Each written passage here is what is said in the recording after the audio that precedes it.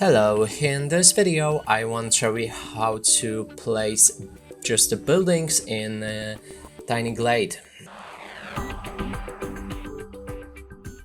To do this, first we'll need to hover our mouse over the tower and the building icon right here, then select the second option, which is just a building, and then we can place it by clicking on the left mouse button. It will instantly just place that like this.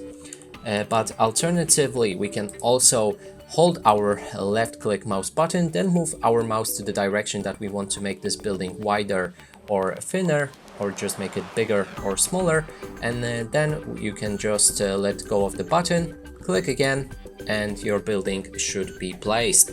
And that's it for this video. Hope you like it. Please consider subscribing to our channel, leave a like and a comment below.